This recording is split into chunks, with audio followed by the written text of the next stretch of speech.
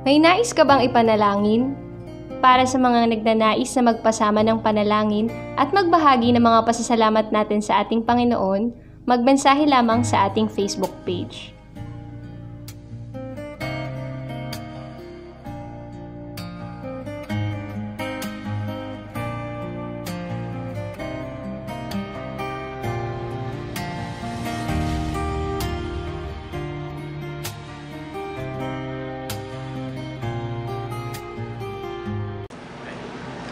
Isang magandang gabi po sa bawat isa at nandito pa rin po tayo, patuloy pa rin po tayo dumadalo sa ating gawain ng dalanginan. Meron pa tayong mga nais ipanalangin?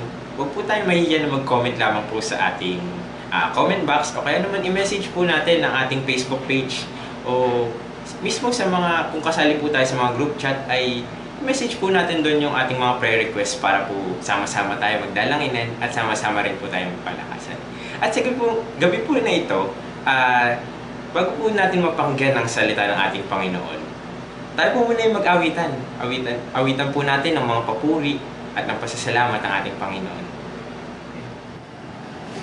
Magandang gabi po sa ating lahat. Sa gabi pong ito, bago po tayo magdaos ng pananalangin at pakinggan ang maikling mensahe ng ating Panginoon, patuloy nating sambahin ang ating Panginoon at tunay na tapat ang ating Diyos sa ating mga buhay. Tayo po ay umawit sa gabi pong ito.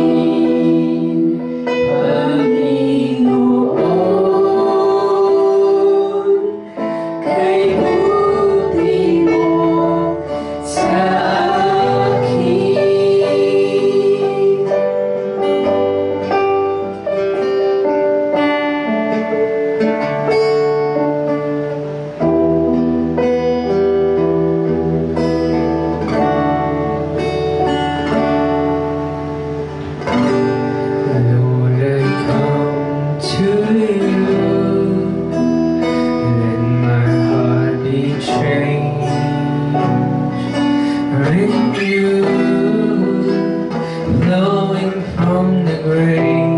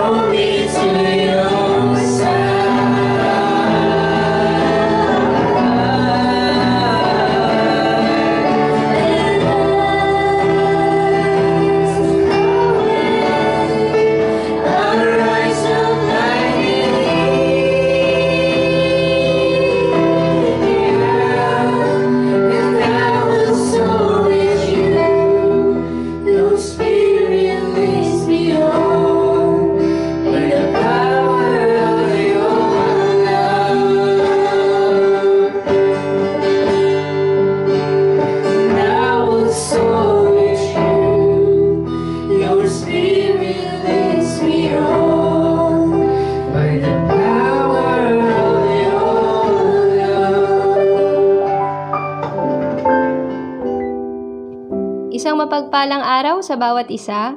Para sa pagpapatuloy ng ating gawain, ating ihanda ang ating mga sarili para sa pakikinig ng mensahe ng Panginoon na nais niyang iparating sa atin.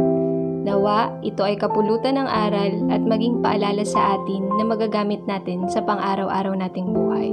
Ito ang mensahe para sa araw na ito. Magandang gabi po sa ating lahat.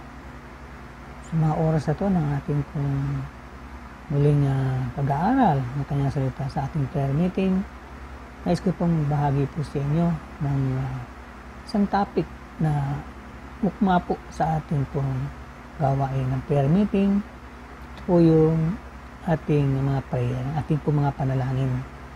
At muli natin ito balik-balikan, pagkat ito naman talaga ang isa sa mga kinakailangan natin bilang isang mananampalataya, ang panalangin. Bago po tayo mag-umpisa, tayo po mag-umpisa sa panalangin. Aming Diyos, nadakila sa lahat, salamat po muli sa gabi ito na pinapaloy niyo po sa amin pang magmulay-mulay na yung salita. Amin pong tungayan sa gabi ito ang panalangin. Tulungan mo kayo, Panginoon, na maintindihan po namin ang gusto mong ipahiwatig sa amin sa gabi ito, at mula po dito, Panginoon, kami po ay lumago at matuto, Panginoon, sa salita. Tulungan mo ko, Panginoon, bilang tagapagsalita na maibahagi ko sa bawat isa ang kahalagan ng panalangin. Pinabalik po namin ang kapurihan. Salamat sa pangalan po namin, Panginoon Yesus. Amen. So, prayer ang team ng ating pag-uusapan. At ito'y bahagi natin bilang isang mananampalataya. Ito'y bahagi ng buhay natin, ang panalangin. Pero gano'n pa ka-powerful ang panalangin? Gaano kalakas ang kapangyarihan ng panalangin. Sinasabi po sa James 5 verse 16, sa uling bahagi po ito na nasabi ni James na the prayer of a righteous man is powerful and effective. Sundan po natin sa verse 17, sabi dito, ang example dito ay si Elijah. Elijah was a man just like us. He prayed earnestly that it will not rain, and it did not rain on the land for 3 years and a half. Again he prayed, and the heavens gave rain, and the earth produced the crop. So, ito natin ito earnestly na prayer ni Elijah na tinupad natin, Panginoon. Nakinggan ng Panginoon ang panalangin ni Elijah na wag umulan. Natupad na hindi umulan. At nanalangin si Elijah na umulan at bumuhos ang ulan. Nakita natin dito ang power ng panalangin ni Elijah na pinakinggan ng ating Panginoon Diyos.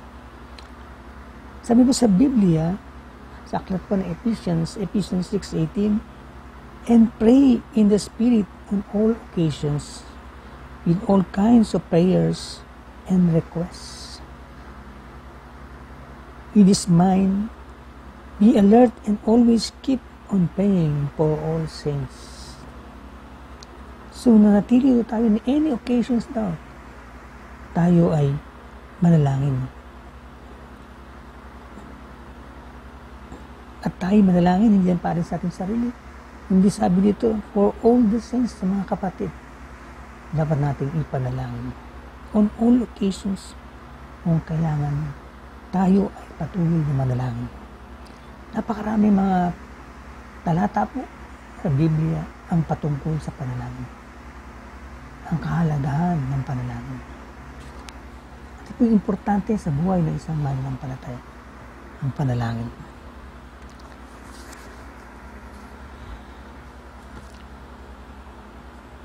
Subalit alam po natin, ang power ng panalangin, hindi po naman ito nakareside doon sa nanalangin.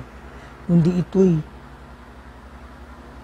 ito ay ang kapangyarihan ng panalangin ay nagmumula mismo sa ating Diyos kung saan tayo ay lumalapit.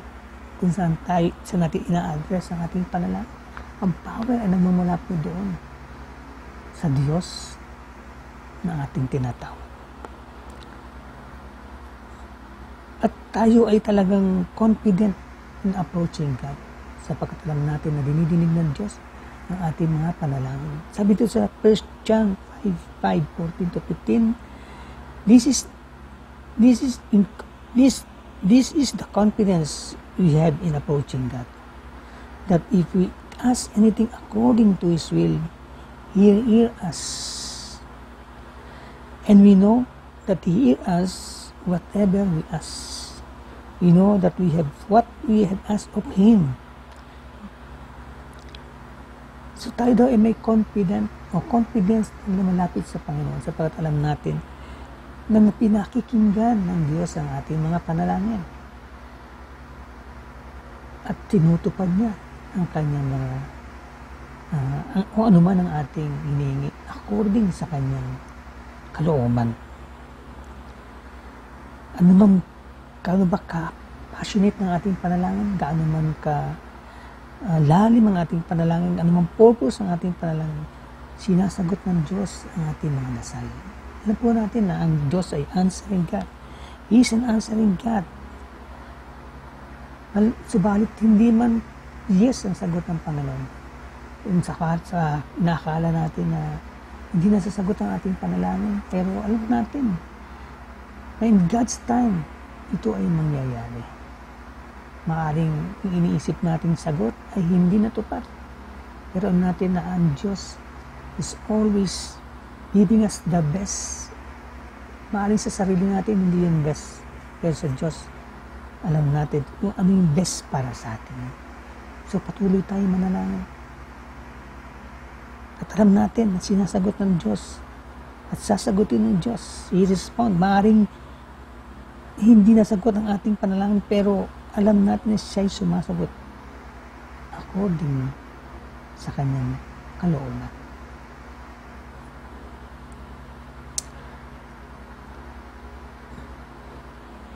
Hindi natin kukuha yung dasal natin sa mamagitan ng mga maraming palabok na dasal, na mahabang dasal. Hindi natin kayang ang Diyos ay arukin ang kanyang kalooban sapagkat alam ng Diyos ang ating kailangan. Alam ng Diyos ang puso natin kung ating pinapanalangin. Hindi natin kayang lokohin ng Diyos. Hindi natin kayang deceit ang Diyos sapagkat alam niya ang ating kalooban.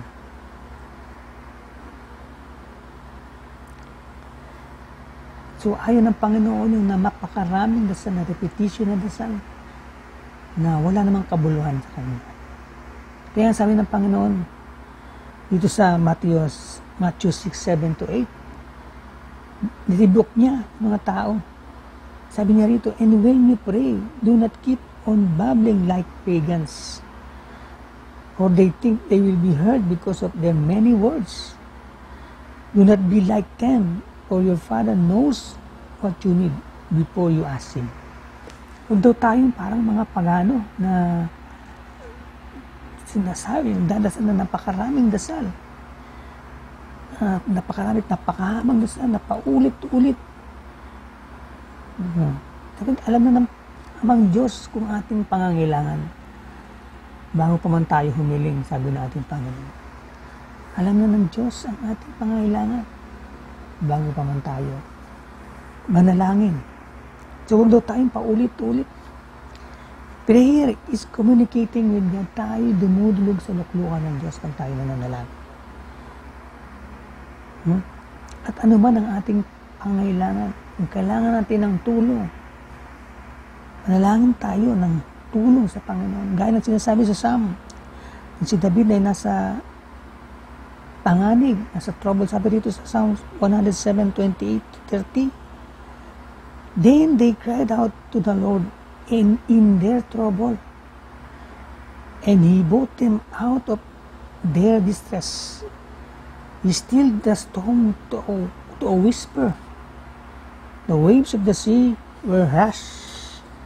They were glad when it grew calm, and He guided them to their desired heaven. So, ganun nakita natin doon dasal. No? Niligtas sila sa kaaway. Sa storm, pinatigil ang storm. At dinala sila doon sa kapahingahan, sa desired heaven. So, nakita nito yung power ng prayer na ito, ng Psalm. At sinasagot ng Diyos ang ating mga panalangin. Ano ang dapat nating panalangin? Ano ang dapat nating idulog sa Panginoon? Sabi dito sa Philippians 4:6-7, do not be anxious about anything, but in everything, by prayer and petition, with thanksgiving, present your requests to God, and the peace of God will transcend all understanding, will guard your heart and your minds in Christ Jesus. Present your request to God, di ba? At do not be anxious daw about anything. Huwag tayong maabala o mag-alala sa bawat buhay, sa bawat bagay, at i-present natin ito sa Panginoon. Present your request to God. Idalangin natin ito sa Panginoon. Tayo po ay may mga pangangailangan. Meron po tayo mga various requests in every situation. At meron pong panalangin sa bawat sitwasyon ng tayo. Bawat pagsubok po natin, bawat trials po natin, bawat predicament o pangyayari sa buhay po natin ay meron pong panalangin. Kagaya dito sa prayer, sa mga kaaway. Sa Book of Psalms, sabi dito, Psalm 6:9-10, para po sa mga kaaway. The Lord has heard my cry for mercy. The Lord accepts my prayer. All my enemies will be overwhelmed with shame and anguish. They will turn back and suddenly be put to shame. Panalangin po ni David habang siya sinasalakad ng kanyang mga kaaway. So ito yung sitwasyon ni David at ito yung kanyang panalangin. Si James naman, yung healing, sabi dito, anyone, sa Genesis 5:14-15, sabi dito, ito naman ay prayer for healing.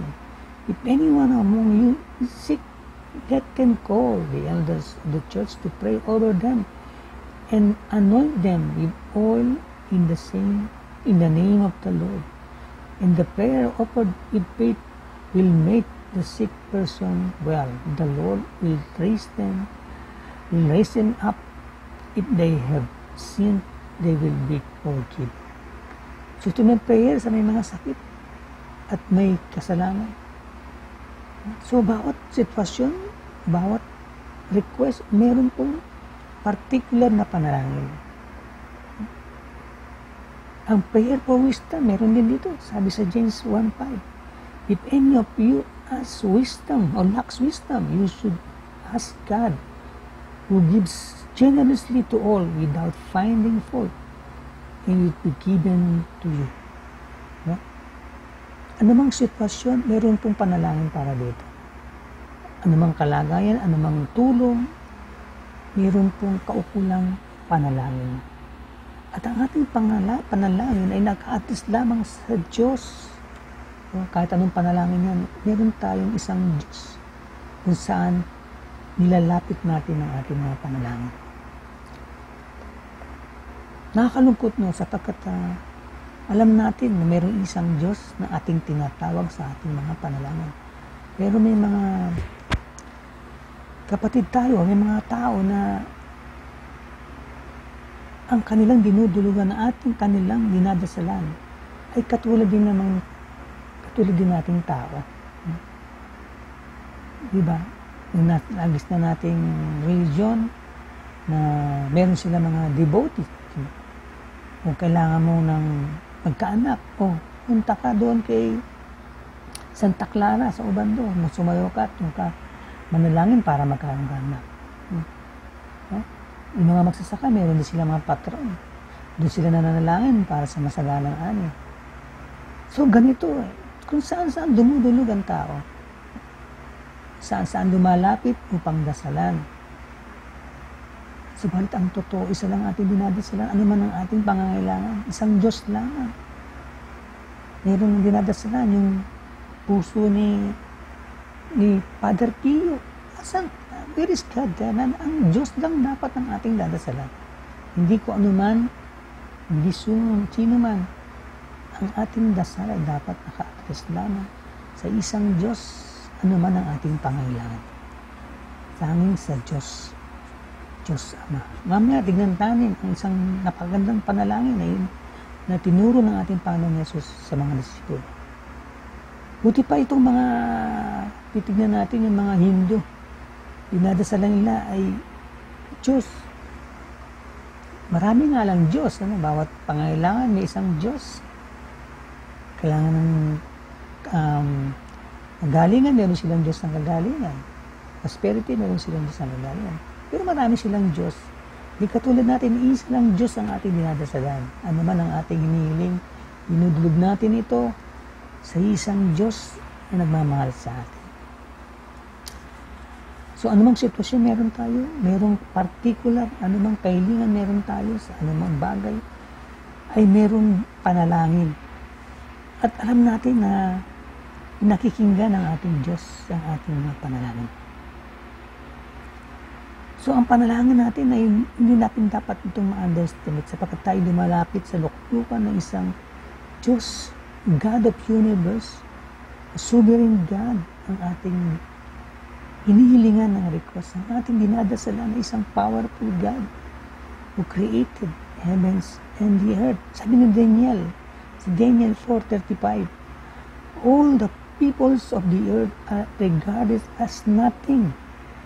He does as he pleases with the powers of heaven and the peoples of the earth. No one can hold back his hand or say to him, what have you done? But he is powerful. Anything, lahat ng mga bagay pwede niyang gawin. Sapagkat siya sovereign God. Ito yung ating nilalapitan. Ito yung ating dinadasala ng ating Panginoon. The sovereign God. Sabi sa Tagalog dito, baliwala ang mga tao sa mundo kung ikukumpara sa Kanya.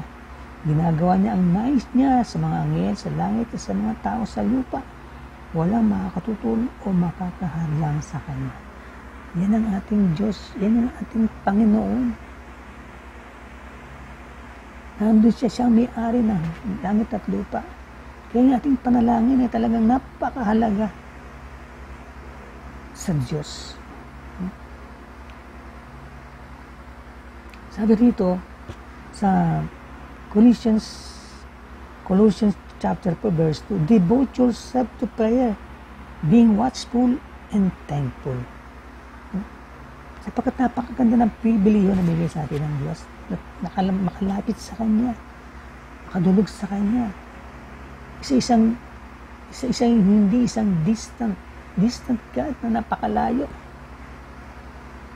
He is one prayer away.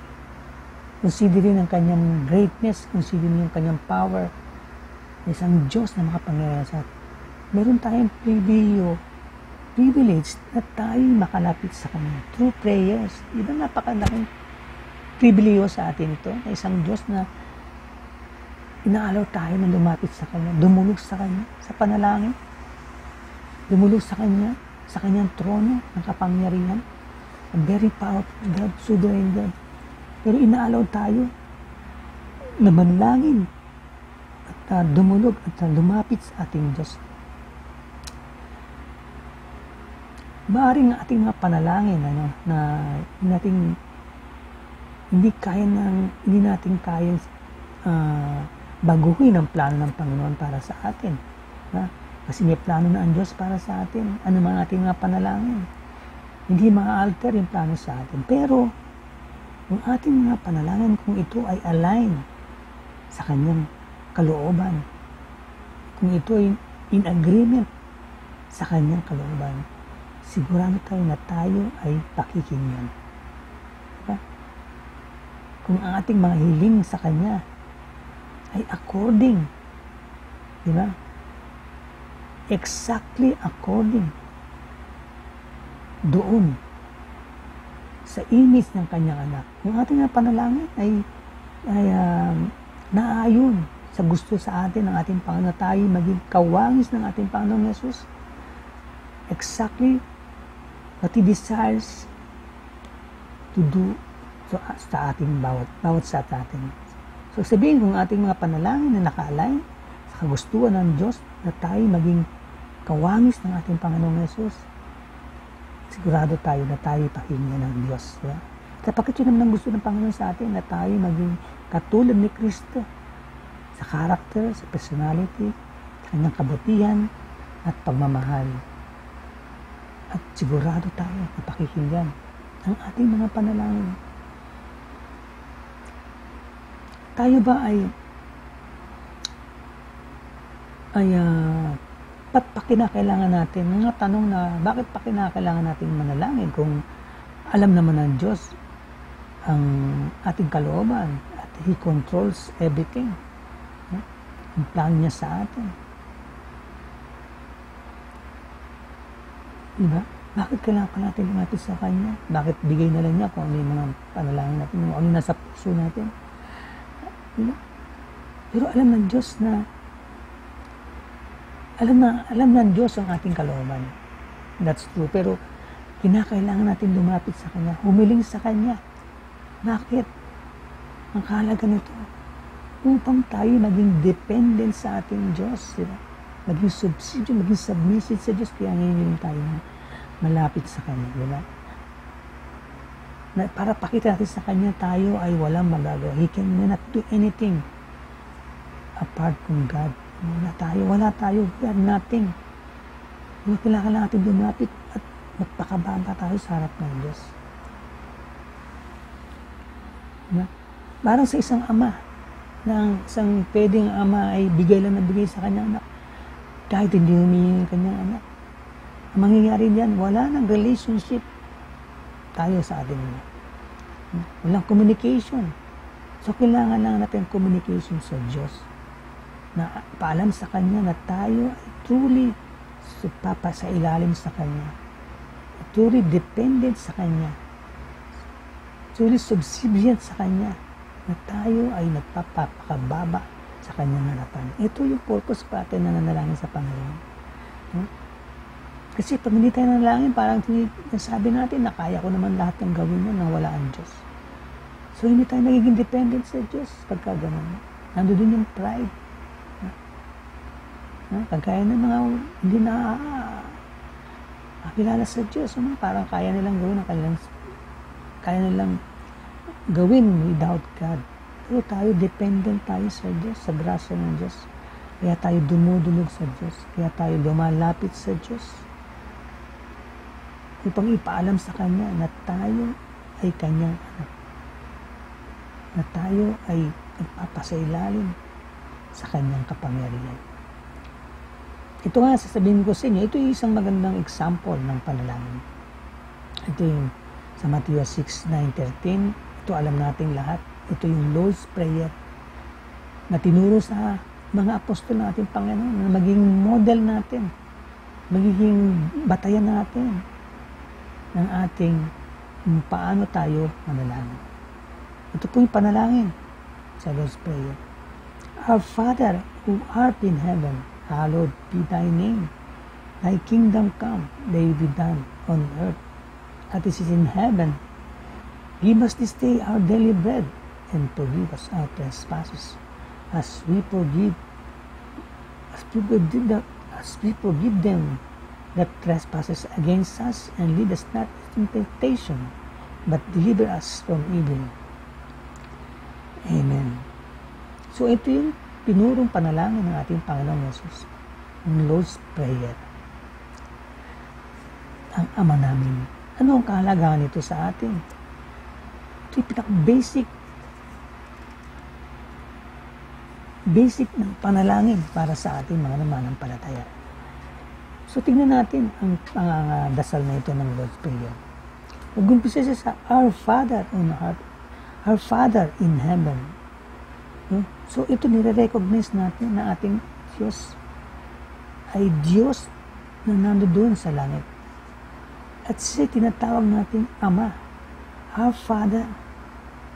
Nakita natin dito na tumatawag ang Diyos na ating Ama sa langit, sovereign God.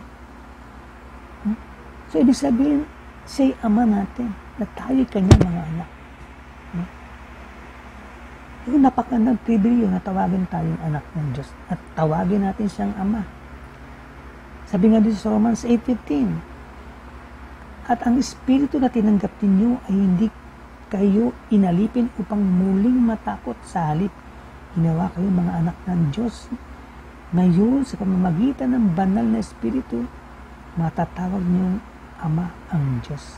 Sa pamamagitan ng banal na Espiritu, matatawag natin Ama ang Diyos. Sa pamamagitan ni Kristo na tayo ay sumampalataya, nagkaroon tayo ng karapatan maging anak ng Diyos at tumawag sa ating Diyos na Our Father, ng ating Amang Diyos. Di ba napakaganda? Tayo lang reliyon at nasasabi na talagang may relasyon tayo sa Diyos. Ang ibang relasyon na napakalayo ng Diyos para sa kanila. Tayo, inako natin ang Diyos, Ama, bilang ating Ama.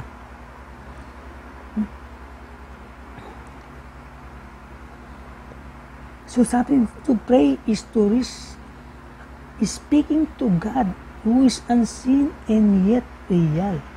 Diba, yung mga walang Diyos, diba? Parang pag nakikita tayo ng nanalangin, isip nila, ay, dinadasalan ninyo, wala naman, hindi nyo nakikita. Para lang kayong sa ulo na nagdadasal na wala naman kayong nakikita. Sino dinadasalan nyo? Tayo, alam natin na mayroong Diyos na tinatawag nating Ama. At tayo tinatawag na kanyang mga anak.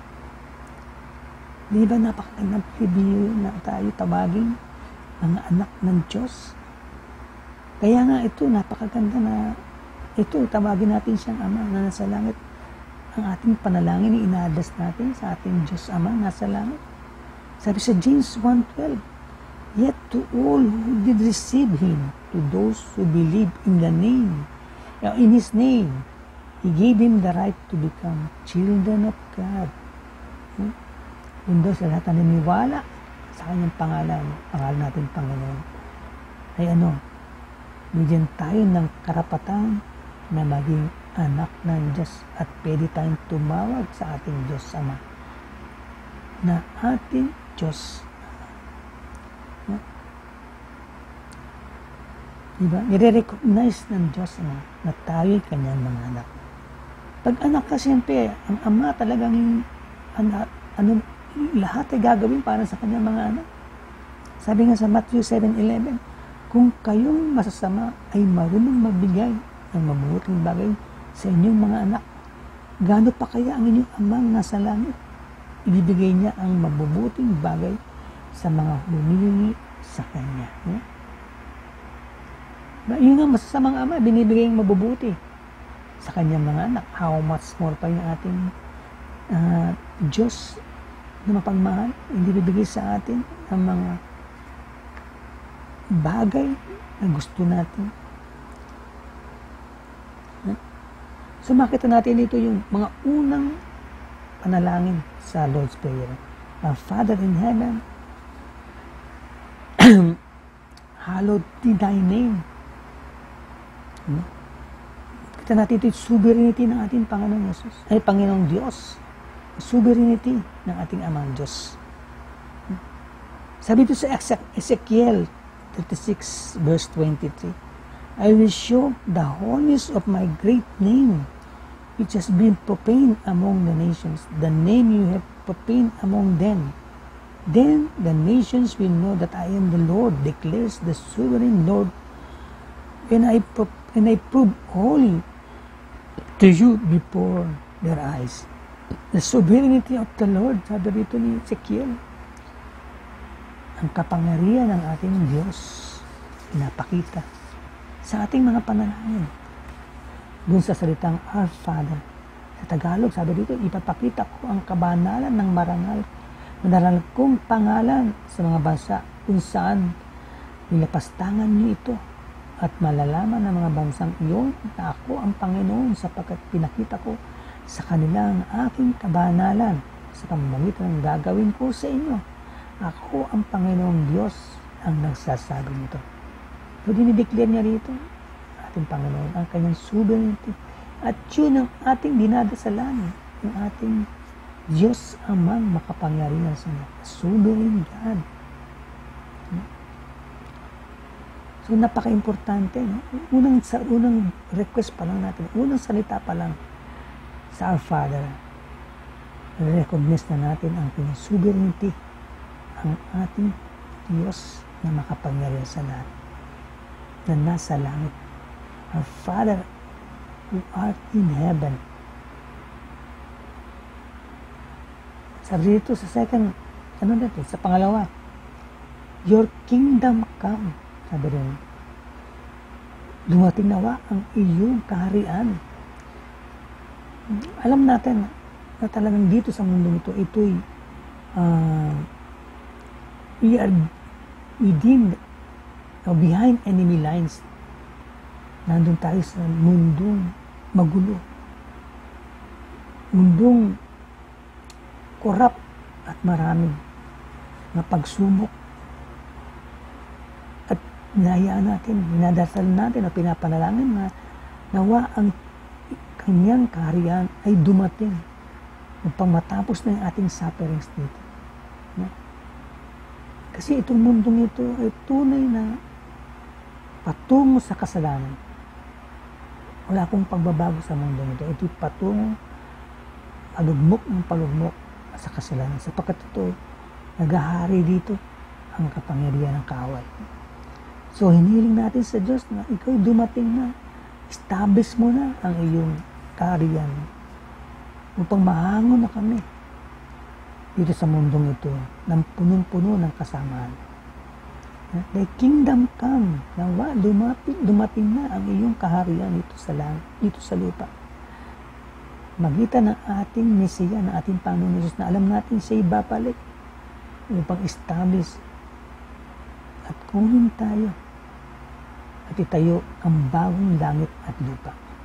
Kasama sa ating panalangin na mga ito na dumating ang kanyang kaharian. Thy kingdom come on earth and in heaven. So kasama ito sa ating panalangin. Susunod, give us this day our daily bread. Give us this day our daily bread. So, hinihiling natin sa Panginoon ang ating mga pangailangan sa araw-araw, day by day. Hinihiling natin na bigyan tayo ng ating pagkain o pinapay sa araw-araw. Hindi lang ito physical o material, kundi yung kanyang salita na ating pinagbubulayan, ang salita ng Diyos. Give us this day our daily bread. At sabi niya rito, day by day, give us this day. So hindi ito future, kundi sa araw-araw, sapagkat hindi natin alam ang mga susunod na araw. So ang panalangin natin, araw-araw tayo bigyan ng biyaya o pagkain sa araw-araw. At susunod, forgive our sins as we forgive those who sin against us. Ito, napaka-importante ito. Nakasama sa ating panalangin. Ang humingi tayo ng kapatawaran sa ating Panginoon sapagkat alam natin na habang tayo na dito sa mundong ito, napakaraming pagsubok, napakaraming mga trials, difficulties, at talagang tayo nahuhulog sa kasalanan. O kailangan natin humingi ng kapatawaran sa ating Panginoon. At kung tayo pinapatawad ng Panginoon, dapat din na tayo magpatawad sa ating kapwa. Forgive our sins as we forgive those who sin against us. Patawarin mo kami. Gaya ng papatawad namin sa mga nagkasala sa atin, sa amin. Napakaganda nun na kung tayo pinapatawad ng ating Panginoon, kinakailangan din naman na patawarin natin ang ating kapwa sa kanilang mga kasalanan sa atin. Yan ang napakagandang panalangin. Na matuto tayo magpatawad sa ating kapwa.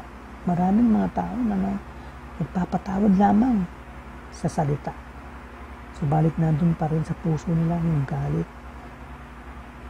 At tinatanungan ni Apostol Pablo, ni Apostol Pedro, ilang beses natin patatawarin. Sabi ng Panginoon, 7 times 7 times 7. So, ibig sabihin talagang totally patawarin natin ang mga nagkasala sa atin. Kung ano man ang naging kasalanan sa atin, matuto tayong magpatawad. Isang magandang example dito, yung the parables of the unforgiving servant. Mabasa natin sa Mateo 18, kung saan yung isang slave ay pinatawad ng kanyang amo sa kanyang mga pagkakautang. Humingi siya ng tawad sa kanyang amo na patawarin niya siya sa kanyang mga utang. Pinatawad siya. Subalit siya mismo, yung servant na yun, ay may servant din. Subalit, hindi siya nagpatawad din sa kanyang servant. Samantalang siya ay pinatawad ng kanyang amo. Hindi niya naman naibalik o hindi naman niya na nagantihan ng kapatawaran ang kanya namang servant. So, anong nangyari? Binalik niya lahat ng galit sa kanyang amo. At siya'y inawi yung kanyang binigay sa kanyang kapatawaran. Inawi ng kanyang amo. Ganyan. Meron siyang unforgiving heart. So, kailangan natin magkaroon ng forgiving heart. Katulad ng kapatawaran binigay sa atin ng Diyos sa pamagitan ng ating Panginoong Yesus.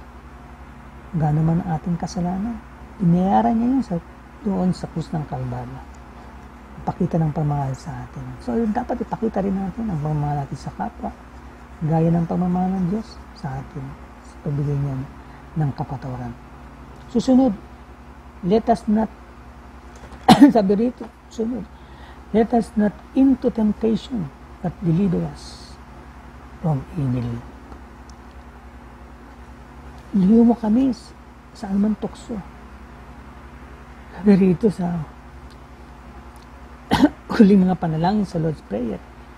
So, tunay nga na talagang ang mundo natin ay punong-puno ng tukso.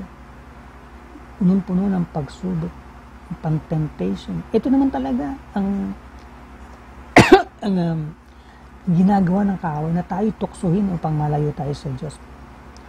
Gagawa siya ng paraan pag mailis ang ating isip sa ating Panginoon, mailis ang ating isip sa kabutihan at maihulog tayo sa kasalanan. Nagkalat ang tukso sa mundo natin na talagang kailangan mong maging matatag upang malayo tayo sa mga tukso, sa mga temptations. Sapagkat ito'y parang isang sinasabi ni Apostol Pedro sa 1 Peter 5:8, be alert and of sober mind. Your enemy, the devil, prowls around like a rolling lion looking for someone to devour. Sabi sa Tagalog, manda kayo at mag-ingat dahil ang kaaway niyong Satanas ay umaaligid na parang leyong umaatungal at naghahanap ng malalapa. So, nakaambalang yan mga kaaway. Inaantay na tayo ay sakmalin na lang. Ihulog sa kasalanan. Kaya sabi ng panalangin, let us not into temptation. Layo mo kami sa temptation and deliver us from evil. Layo mo kami sa kasalanan at sa kasamaan. Lagi natin itong dinadasalan. Kasama sa panalangin natin sapagkat nandito tayo sa mundong ito na punong-puno ng pagsubok, punong-puno ng mga tukso. At anong area ng buhay natin, nandun po yung tukso. So, dapat natin idulog sa Panginoon na mailayo tayo sa tukso. Ito po ang kahalagahan ng panalangin. Napaka-importante po na tayo dumudulog sa Panginoon. At ang Lord's Prayer ang ating basihan ng ating panalangin. Ang ating guide sa ating buhay dito. Kung paano tayo manalangin. At napaka-importante po ng panalangin sa atin bilang manampalataya. Ito yung weapon natin against the enemy. Ito yung ating sandata. Tanggalan natin ang panalangin at tayo ay talagang dumudulog. We are dependent on God. At ang ating ginagawang paraan ay to communicate with God sa pamagitan ng ating panalangin. Kaya nga meron tayong prayer meeting. Nagdadalangin tayo sa bawat isa, nagpapalakasan sa bawat isa. At tayo lumalapit sa luklukan ng ating makapangyarihang Diyos ng may humbleness, humility. Tayo tunay na dependent sa ating Diyos. Hindi tayo dapat magmalaki. Ang ating pagdulog sa Panginoon ay may paggalang, pagpasailalim upang tayo marinig at sagutin ng ating Panginoon. Alam natin na ang Diyos natin ay Diyos na sumasagot sa ating mga dasal. Kung ang ating mga panalangin ay naka-align sa kanyang kalooban. Lalo na kung ating panalangin ay eksakto na gusto natin na maging kawangis ng ating Panginoong Yesus. Makasiguro tayo na tayo pakikinggan ng Diyos ang ating mga panalangin.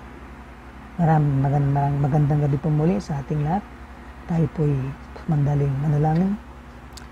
Aming Diyos na dakila sa lahat, salamat po sa gabing ito na pinagkaloob po sa amin upang kami po muli mag-aral kung paano kami manalangin, kung paano kami dumulog sa iyo, Panginoon, sa luklukan ng Diyos na makapangyarihan sa lahat. Our sovereign God, kami po ay tunay na nagpapasalamat sapagkat meron kaming pribilehiyo na tawagin ka namin Amang Diyos. Aming Diyos na may likha ng langit at lupa ay tinatawag namin Ama. Napakagandang pribilehiyo po sa amin, Panginoon, sabat meron kami Amang sumasagot sa amin po mga panalangin. Amang Diyos na makapangyarihan na kaya namin abutin sa pamagitan ng aming mga panalangin. Salamat sa aming Panginoong Yesus na siyang naging dahilan upang kami makalapit at matawag na anak ng Diyos at magkaroon ng pribilehiyo na kami ay tawagin tunay, nakabahagi ng iyong kingdom, ng iyong kaharian. Salamat po muli, Panginoon, sa gabi nito. At nawa, Panginoon, patuloy kang mangusap po sa amin. Turo mo kami, Panginoon, na manalangin upang maabot namin ang luklukan ng Diyos na tunay nagmamahal sa amin. Binabalik namin ang lahat ng kapurihan at pagdakila sa pangalan lang po ng Panginoong Yesus. Amen. Gandang gabi po muli sa ating lahat. May nais ka bang ipanalangin? Para sa mga nagnanais na magpasama ng panalangin at magbahagi ng mga pasasalamat natin sa ating Panginoon, magmensahe lamang sa ating Facebook page. Patuloy nating ipagpasalamat at isama sa ating mga panalangin ang mga sumusunod.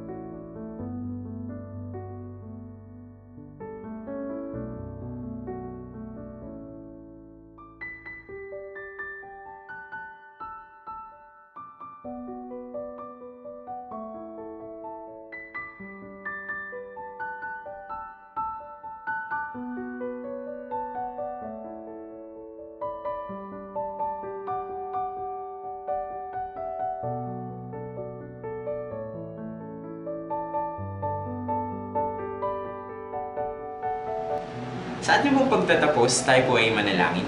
Let us pray.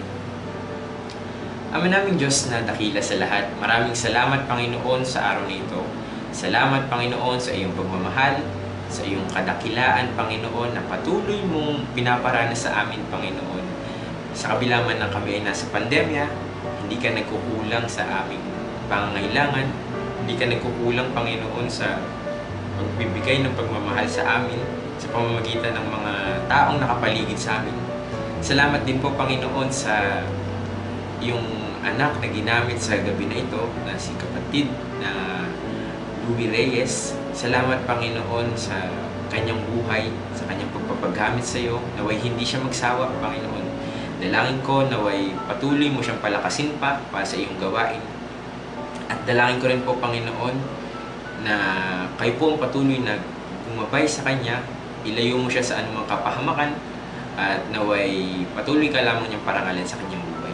Ganon din po Panginoon, inilalapit namin sa gabi na ito ang aming mga kapatid na nalalayo sa gawain. Naway patuloy mo silang i-reach out Panginoon, kanilang mga puso.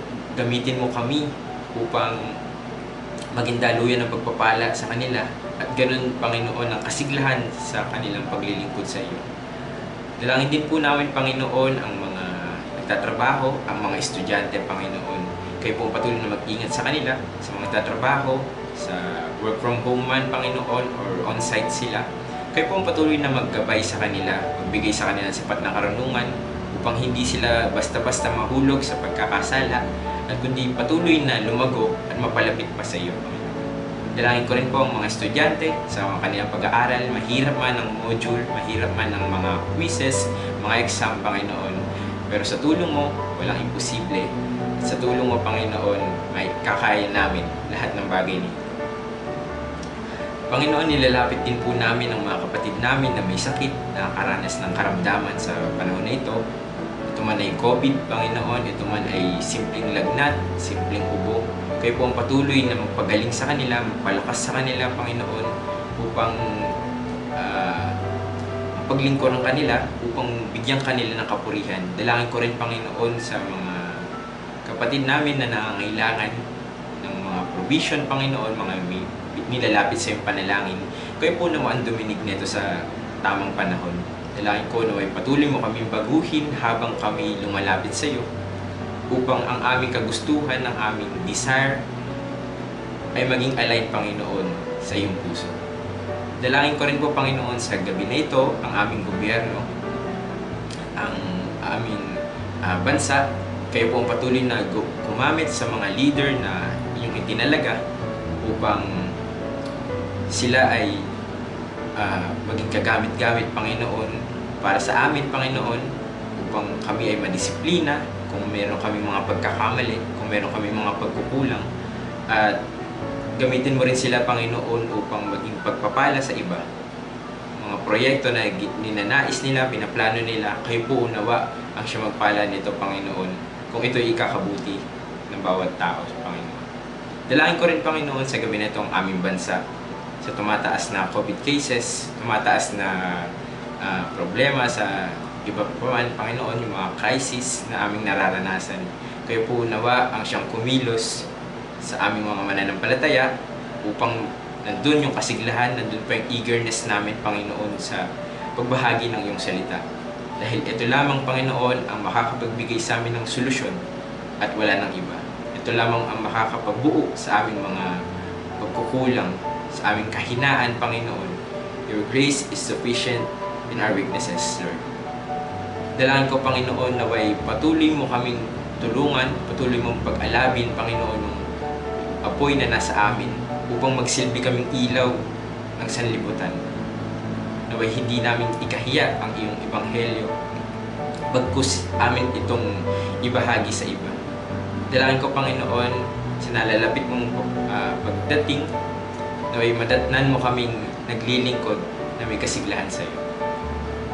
Naway kayo lamang, Panginoon, ang aming naparangalan, aming napapurihan sa gabi na ito. Ito lang po ang panalangin na may papuri at pasasalamat sa pangalan ni Jesus. Amen. Magandang gabi po sa ating lahat. May nais ka bang ipanalangin? Para sa mga nagnanais na magpasama ng panalangin at magbahagi ng mga pasasalamat natin sa ating Panginoon, magmensahe lamang sa ating Facebook page.